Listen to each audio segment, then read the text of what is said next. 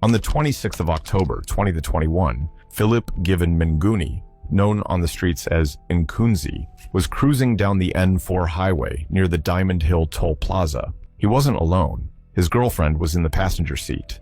They were relaxed, unaware that was quietly following close behind. Philip Minguni wasn't just any thug. He was feared in the streets of Mamelodi, believed to be the leader of the Boko Haram gang. But on that day, none of it mattered. He didn't know he had already been marked for not by rivals and not by the police, but by someone far more dangerous, a hitman on a mission. It all happened fast. In just a few seconds, a storm of bullets brought Nkunzi's reign to a brutal end. And yet, his death wasn't the end.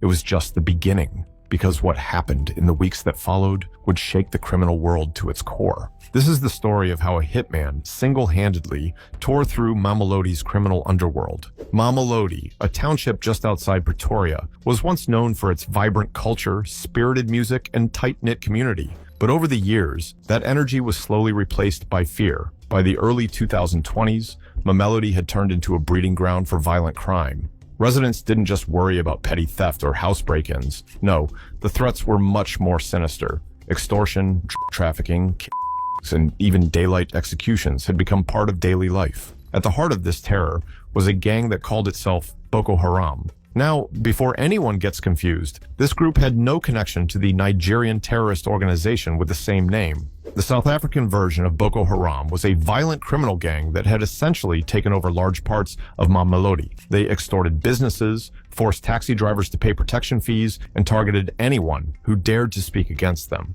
People lived in silence because speaking up meant a visit from the gang, or worse, a bullet. It got to a point where some shopkeepers had to shut down permanently. Others handed over cash regularly just to survive. The local police were overwhelmed, under-resourced, and in some cases, suspected of turning a blind eye. Communities were tired, hopeless, and just when it felt like things couldn't get any worse, a strange shift began.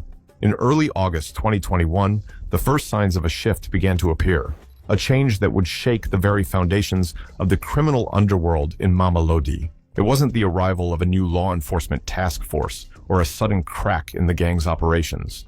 No, it was something much more mysterious. One by one, members of Boko Haram began to drop dead, and they weren't falling in the usual way. These weren't the results of police raids or rival gang wars. These were targeted, precise. No one knew who was responsible, but the message was clear. The gangsters were no longer untouchable. The first were swift and brutal, executed with an efficiency that seemed to rival the most trained professionals. High-ranking members of Boko Haram started turning up, their lives cut short in what appeared to be meticulously planned ambushes. The victims were not random. They were key figures in the gang's operations, the ones who held power, the ones who enforced fear in the community.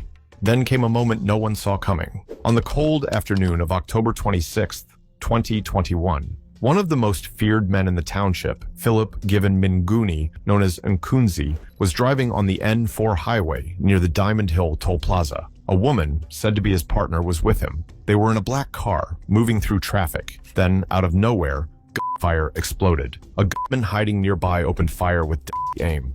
The shots were fast, clean, and planned. It felt like a scene from a movie. Minguni was hit and his partner was wounded but survived, and the shooter disappeared without a trace. To the people of Mamelodi, it didn't feel real. The man who once ruled the township through fear was now and whoever him knew exactly what they were doing. News of the spread quickly. Some people were afraid, others were quietly relieved. The man who had led Boko Haram was gone, but that left a new question. Who was behind it? That question only grew louder when, just hours after Minguni was another gang member got dead. This time it happened near a cemetery in Mahubi Extension 10, close to Gem Valley, another area dominated by the gang's violence. The second looked just like the first. It was quick, planned, and cold. The victim's name wasn't confirmed, but the message was clear. Someone was hunting down members of Boko Haram. These weren't random. They were targeted. It wasn't long before word started spreading through the streets of Mamelodi. A man was taking out the gangsters one by one. No one knew who he was. No one ever saw his face. But the people gave him a name that would send chills down the spine of any criminal: John Wick. Yes, just like the legendary assassin from the movies, this real-life John Wick had become a ghost-like figure. a vigilante, a hitman, a shadow moving through Mamelodi, dismantling the gang from the inside out. And the crazy part? Many locals weren't scared of him. They were cheering him on. Between August and October 2021, at least 7 suspected gang members were killed. These weren't just any gang members. They were high-ranking, feared names. As the continued, social media exploded. Memes, jokes, praises. Everyone wanted to know who John Wick was. Some even created Facebook pages allegedly linked to him, posting cryptic messages and threats directed at gang members. Whether those posts were real or fake didn't matter. What mattered was that the criminals were panicking. They didn't know who to trust, where to hide, or when the next would come.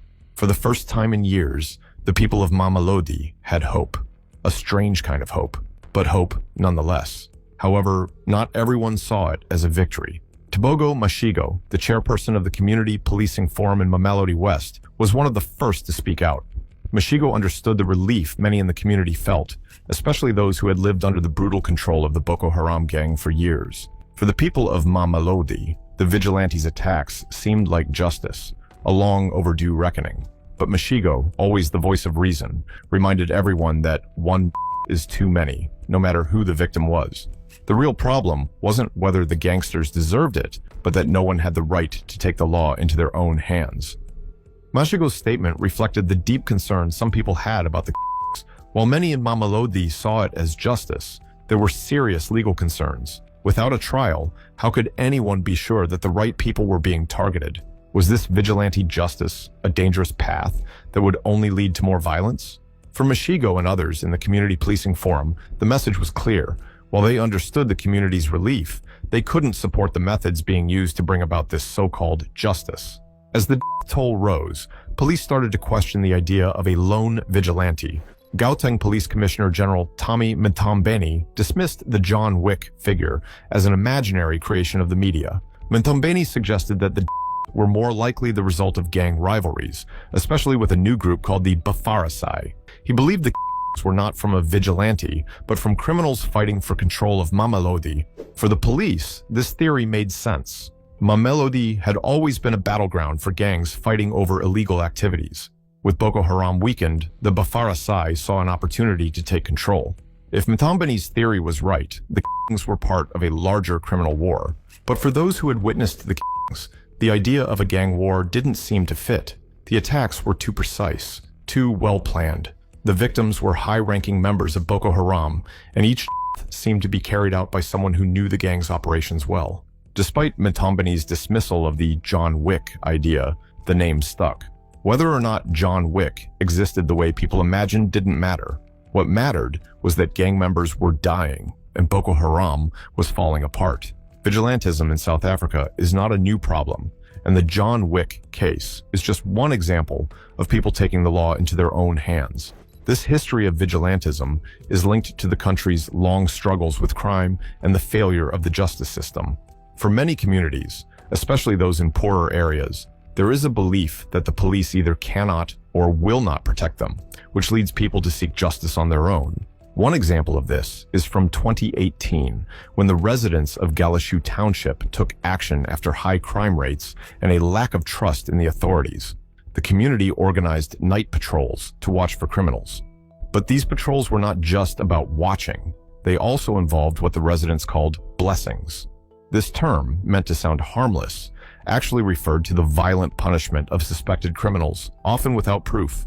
People suspected of crimes were beaten or worse, sometimes based on little more than rumors. For many in Galashu, these patrols and their harsh methods were seen as a necessary evil. The community felt abandoned by the police, who were seen as too busy, corrupt, or uninterested to act when crime was rising. This sense of neglect pushed people to take matters into their own hands, believing the justice system was too slow or ineffective to protect them. In this environment, extrajudicial actions, like vigilante patrols, became the preferred option. Another example of rising vigilantism is the group Operation Dudula, which started in Soweto. Originally an anti-crime movement, it quickly turned its focus on foreign nationals, especially immigrants from other African countries. The group accused these immigrants of taking jobs and resources from South African citizens. Leaders of Operation Dudula argue they are protecting local communities, saying undocumented migrants are adding to the country's problems. They have taken it upon themselves to forcibly remove these migrants, even using violence. What began as a grassroots effort to protect South Africans has turned into a more militant movement. Despite accusations of inciting hate and violence, Operation Dudula's influence has grown. They use tactics like protests, marches, and even force to remove migrants from their homes or workplaces. They also pressure businesses to hire only South Africans and have raided shops suspected of employing undocumented workers. The controversy around Operation Dudula became even bigger in 2023 when the group registered as a political party. This move marked a shift from being a small movement to one that could have a bigger political impact. It shows that some South Africans believe the justice and political systems are not working for them. These groups see themselves as providing more direct action, bypassing what they believe is a slow and inefficient system. While Operation Dudula has gained support among some people, many have criticized its methods. Human rights groups say the group's actions are harmful, fueling xenophobia and violence against vulnerable communities. Critics argue that this kind of vigilantism only makes the country's problems worse, deepening divisions and making it harder for already marginalized groups to thrive. The fact that Operation Dudula now wants to enter politics makes the issue even more complicated. It shows that vigilantism is no longer just on the streets, but could soon be in government. The rise of groups like Operation Dudula and vigilante patrols in places like Galashu highlights a troubling trend in South Africa. People are taking justice into their own hands because they feel the state is failing them. However, these movements risk making the country more divided and weakening the legal system. As these groups grow, the question remains whether they will create real change or just fuel more violence and distrust. The mysterious John Wick is believed to be an individual, or possibly a group, who has taken justice into their own hands, operating outside the law in a way that has captivated both the public and law enforcement. As of now, no arrests have been made in connection with the killings, and the true identity or identities behind the John Wick persona remains a mystery. The challenge of identifying John Wick, the mysterious vigilante taking down gang members in Mamelodi, is made difficult by several key factors that have turned this case into a nightmare for law enforcement. From the start, it was clear that this was not just an ordinary criminal act. The killings were carried out with such precision and skill that they felt almost like a professional operation. The was calm and efficient, never messy or reckless. He struck fast, often in broad daylight, and then vanished without a trace. This level of expertise made it hard for investigators to find any solid leads. One of the biggest challenges the police faced was the fear that gripped the community. People in Mamelodi, many of whom had lived under the control of the Boko Haram gang, were initially relieved by the vigilantes' actions. However, as the continued, fear began to spread. These targeted attacks showed that the person behind them was not just some random vigilante, but someone with a clear goal: taking down the criminal underworld. The problem was that the locals were too scared to speak up. Anyone who had witnessed the killings or had information that could help was afraid of becoming the next target. With the threat of retaliation hanging over them, many stayed silent, making it even harder to solve the mystery of John Wick. Even when a few brave people did come forward, their stories lacked the hard evidence needed to push the investigation forward. Despite the high-profile nature of the there was very little physical evidence. There was no surveillance footage, no ballistic reports, and few witnesses who could identify the The police were left with little more than guesses, trying to piece together what had happened with no concrete clues. The hitman's ability to strike quickly and disappear into the shadows made it feel as if he had some kind of special skill for avoiding detection. Whether it was because he knew the area well, used disguises, or simply relied on luck, he always seemed to be one step ahead. In the end, the problem of identifying John Wick was not just about finding one person. It was about the bigger question of whether the state could regain control over a community that was filled with fear, suspicion, and a deep mistrust of the justice system. Each while weakening Boko Haram, also exposed the weaknesses in law enforcement in a place where justice had long felt out of reach.